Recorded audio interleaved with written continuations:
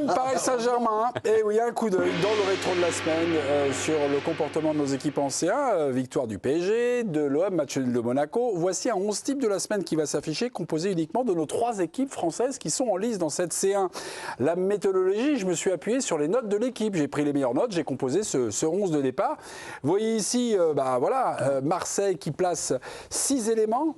Rolly, Pavard, Weah, Aubameyang, Greenwood et j'avais oublié le latéral gauche, Emerson Palmieri.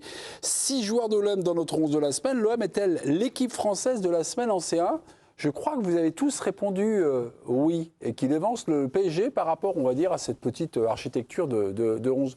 Oui, qui veut nous parler de cet OM et de l'OM qui a enchanté cette semaine ? Pour l'OM, le match était beaucoup plus important que pour le Paris Saint-Germain. La pression était plus haute déjà, puisque face à Newcastle, il fallait absolument les 3 points. Après un parcours au niveau du contenu qui n'était pas si mal que ça, face notamment au Real et au Sporting. Là, ils ont fait le job de manière remarquable face à une très bonne équipe de Première Ligue qui venait de battre Manchester City, qui était un faux 14e de Première Ligue. Et la deuxième mi-temps, elle est fabuleuse avec Aubameyang et Greenwood, avec l'intensité qui est mise par cette équipe marseillaise, le spectacle, le divertissement. Voilà, donc c'est pour ça que moi je primerais davantage Marseille que le Paris Saint-Germain, même si Paris Saint-Germain c'est fantastique, ce 5-3 face à Tottenham et qu'on s'est aussi régalé, qu'on avait du popcorn, mais le Paris Saint-Germain aujourd'hui c'est les affaires courantes de battre les meilleures équipes européennes. Vous voyez le chiffre en bas là, 17, ben oui, avant la victoire contre Newcastle, l'OM restait sur une série non pas niçoise, mais une série marseillaise. 17 défaites d'affilée contre les clubs des gros championnats européens, les 4 gros, c'est-à-dire allemands, italiens, espagnol et anglais. Dernière victoire contre un gros, c'était 2012. L'OM était à l'époque entraîné par Didier Deschamps, c'était l'Inter Milan.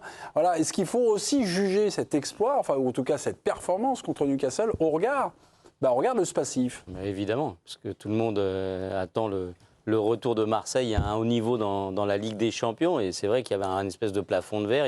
Il perdait tout le temps contre des équipes du top 5 européen. Donc évidemment que pour les supporters marseillais, mais pour tout le monde, déjà, ils se remettent en course pour la qualification. Parce que si vous êtes Marseille, que vous faites sortir dans cette phase de Ligue où il y avait à peu près 8 équipes sur 10 qui se qualifient, c'est quand même un petit peu embêtant. Donc pour le coup, ils le font de manière assez brillante. Et puis, voilà, qu'est-ce que peut donner ? On a vu le Paris Saint-Germain la saison dernière. Je ne dis pas que Marseille va gagner la Ligue des Champions.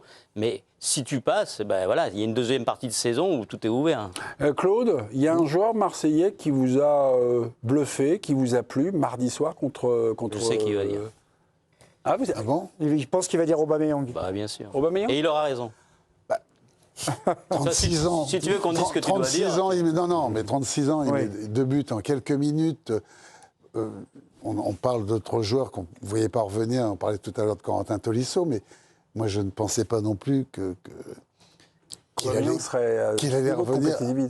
Mais même pas de compétitivité avec l'Olympique de Marseille, c'est-à-dire au niveau international. C'est-à-dire qu'à chaque match, il dépasse ses propres limites. Et moi, j'avais parlé aussi de l'OM en disant... Il faut regarder d'où ils viennent, quoi. C'est-à-dire que, par rapport à Paris, moi, je pense que même s'il a fait quelques erreurs, je pense que dans le 11 type, Pacho a été un petit peu oublié, même s'il a fait 2 erreurs. Parce que, moi, j'ai pris les notes. C'est un peu scolaire ce que j'ai fait, mais j'ai regardé les notes. Le bloc que lui fait Hernandez sur le but de Randal Colomwani. De Colomwani, c'est une action de basket, quoi.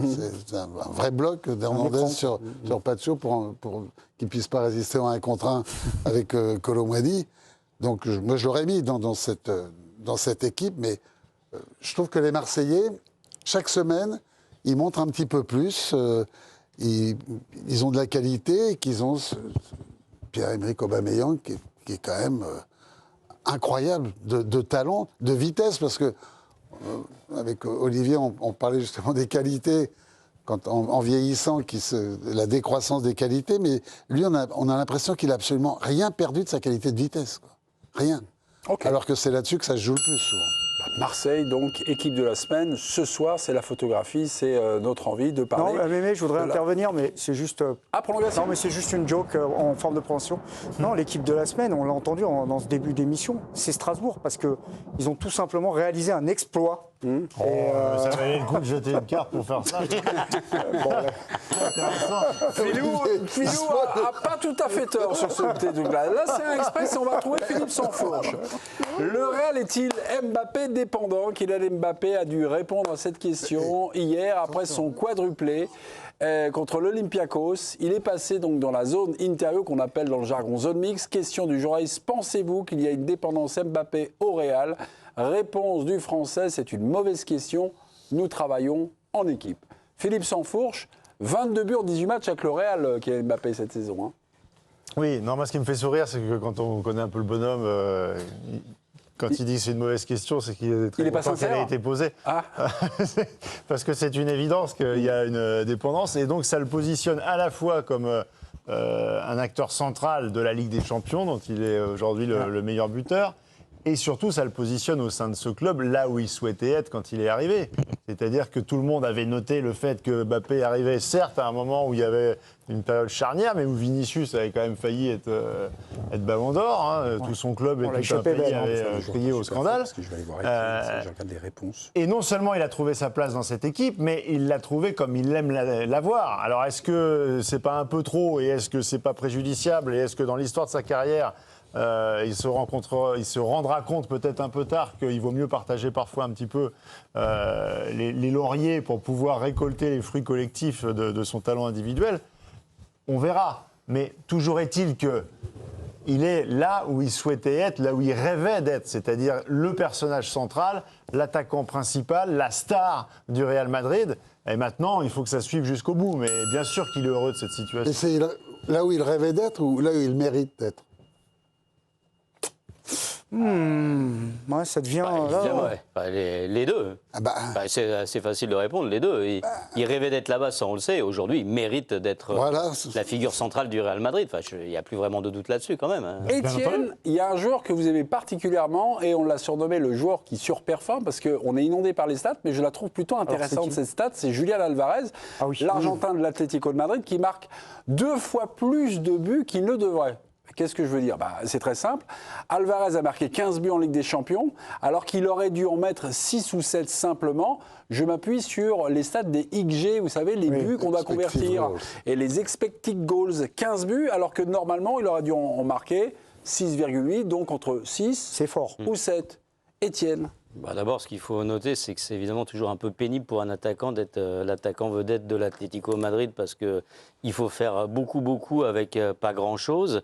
Et moi, surtout, ce que je trouve, c'est que c'est un joueur qui est sous-coté. Évidemment, il a une reconnaissance, mais je ne trouve pas au niveau de ce qu'il représente aujourd'hui. Pour moi, c'est un des 3-4 meilleurs attaquants du monde. Et quand je dis 3-4, des fois, je me demande si ce n'est pas 2-3, quoi. C'est vraiment un joueur d'une régularité qui est complet, qui est un buteur, qui est un lutteur, qui est un passeur, qui est capable de jouer avec les autres, mais aussi de performer tout seul. Et à l'Atlético, ça peut être utile. Pour moi, c'est un super joueur. Et franchement, j'espère pour lui qu'il ne restera pas toute sa carrière à Madrid. À l'Atlético, évidemment. Peut-être au PSG. On passe il est très demandé, notamment le Barcelone lui fait la cour. On passe au mauvais perdant de la semaine. Mauvais perdant, je l'ai libellé ainsi, il s'appelle Joshua Kimmich. Il joue au Bayern Munich. Hier, après la défaite et la première défaite de la saison contre Arsenal, la question, Arsenal, qui vous a fait trébucher, est-ce que c'est l'adversaire le plus difficile rencontré par le Bayern cette saison? Non, nous dirait Kimmich, je ne pense pas. Je pense que le PSG a été l'adversaire le plus difficile à cause de sa manière de jouer au football.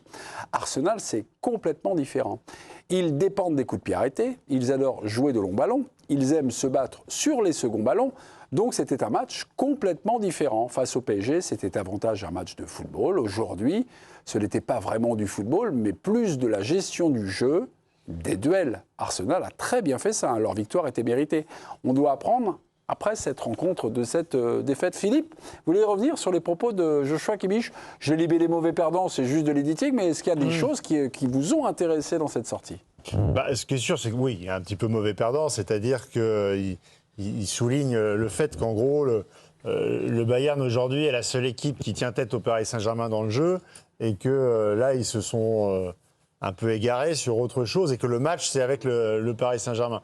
Bon, ce qui est une évidence, c'est que si vous écoutez Luis Enrique après la défaite contre le Bayern, c'est un peu le même genre de remarque qu'il fait. C'est-à-dire qu'il ne supporte pas l'idée qu'on lui dise que le Bayern, c'était plus fort.